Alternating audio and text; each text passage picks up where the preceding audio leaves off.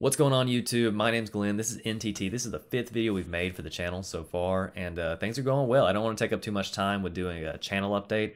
Probably do that later down the line.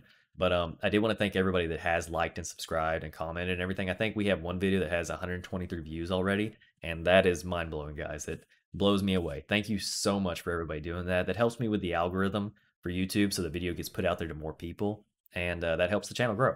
That means a lot. And I think we have 19 subscribers at the point of making this video, which is also just incredible, guys. Thank you so much. But don't forget to hit the like button on this video as well, and comment and subscribe, and hit the bell icon. That way you know when I'm making a video. But let's go ahead and jump into this right now. So the first thing we're going to be looking at is an article from Tech Radar that says that the RX 6800 XT can apparently match the RTX 3090 when it's overclocked to 2.5 gigahertz. And I actually like what they say here. The blows just keep coming because at this point it looks like AMD is just kind of smacking everybody around. They're smacking Intel around and they're smacking Nvidia around. That is just personal opinion at this point. And just to to put a caveat on that, I'm actually a Nvidia fanboy for sure. I've just always ran Nvidia cards in my own systems. I've definitely sold quite a few AMD systems, but my personal system has always had Nvidia, and it probably always will just because of content creation at this point. But nonetheless, getting back into the article here. So apparently when it's overclocked to 2.5 gigahertz, the 6800 XT, it's supposedly falling under the card's official specification of 300 watts. And that was actually from a screenshot that was on the Twitter post from Raichu, which is actually right here. They didn't include the screenshot on this, but I did get to see it originally. And I find that hard to believe. I really do. Because I know the 6800 XT is supposed to be more efficient than the 3080, but I don't know. If you watched the last video, we saw where Sapphire's Nitro Plus card is recommending an 850 watt power supply, and that's right on 3080 levels of what they recommend for add-in board partner cards. So I don't know. I think it's a little bit fishy, especially if you're overclocking it, and the fact that it was also deleted too. I think this is it's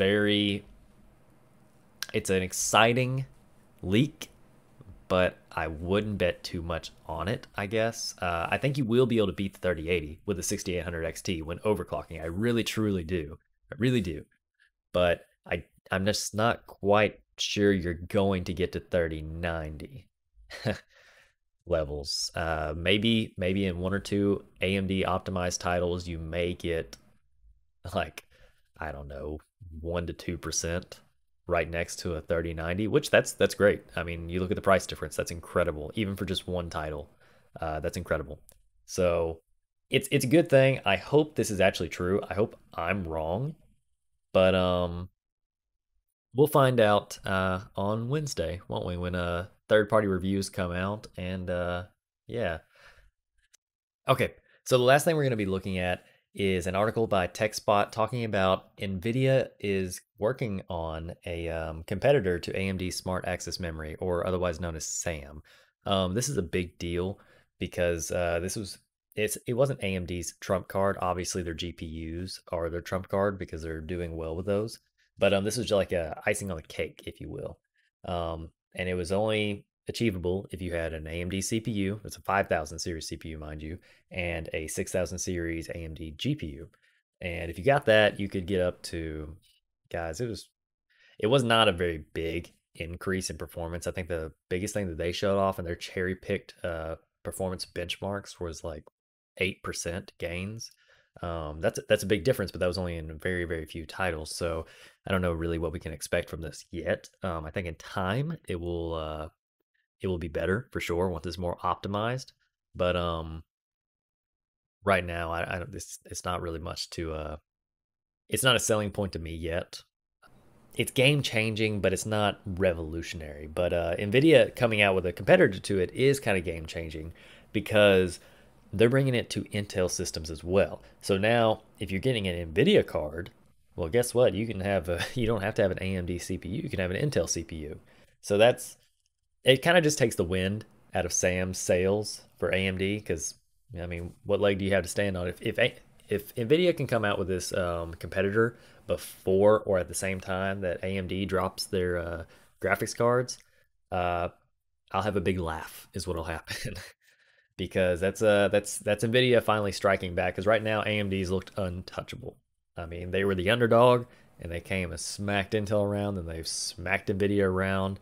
And I'd like to see somebody put them back in their place a little bit. Because I like AMD, but I don't want to see them get out of control. I don't want to see them get too big of a head. But this article basically just goes through the fact that they're making it. There's no real date on when it's coming out. Nobody knows yet, but hopefully it's soon because everybody will benefit if Nvidia comes out with this new technology. Well, not everybody. Um, if you're running an AMD GPU and using an Intel CPU, you're not benefiting from anything. But that gives you a reason to get a NVIDIA GPU if you're using Intel. I mean, it makes sense at this point. They're giving you a reason, helping out their good old buddy Intel with doing this too, but also just taking a jab at AMD, which, like I said, I think needed to happen. And that's about it, guys. That wraps it up. Those are our two articles we want to talk about.